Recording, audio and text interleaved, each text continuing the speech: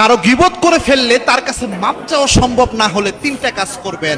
মনে করেন আপনি কারো গীবত করে ফেলেছেন, এটা কিন্তু ব্যক্তির সাথে জড়িত অপরাধ, আর ব্যক্তির সাথে জড়িত অপরাধ করলে ওই ব্যক্তির কাছে মাপ চাওয়া কিন্তু জরুরি, কিন্তু আপনি মাপ চাওয়া সম্ভব নয়, পারতেছেন না মাপ চাইতে, এই অবস্থায় তিনটে কাজ অবশ্যই করবেন।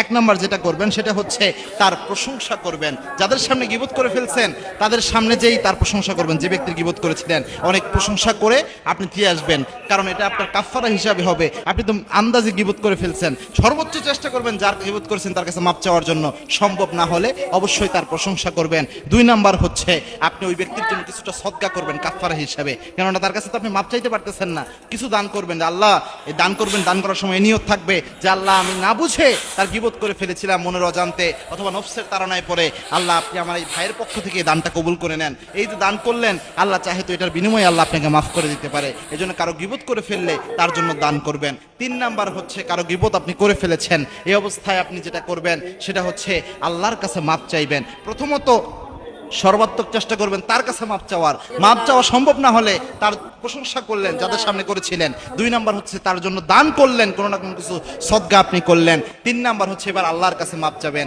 মাপ চাওয়ার সময় আল্লাহকে বলবেন আল্লাহ ওই ব্যক্তির কাছে মাপ চাওয়া আমার সম্ভব নয় গীবতের জন্য, চাইতে গেলে আরো বেশি গ্যাঞ্জাম লাগতে পারে, সম্পর্ক নষ্ট হতে পারে, অথবা সুযোগই নাই, তাকে খুঁজে পাওয়া সম্ভব নয়। আল্লাহ আমি এই ব্যক্তির জন্য দান করেছি, এই ব্যক্তির প্রশংসা করে কাফারা হিসেবে দিয়েছি, আল্লাহ আপনি আমাকে মাফ করে দেন। দেখেন গীবত যদিও আমরা অনেক বেশি বলতেছি তবুও আমাদের স্বাভাবিকভাবে মনের অজান্তে অনেক সময় গীবত হয়ে যায়, এজন্য গীবত থেকে আমাদের বেঁচে থাকা উচিত।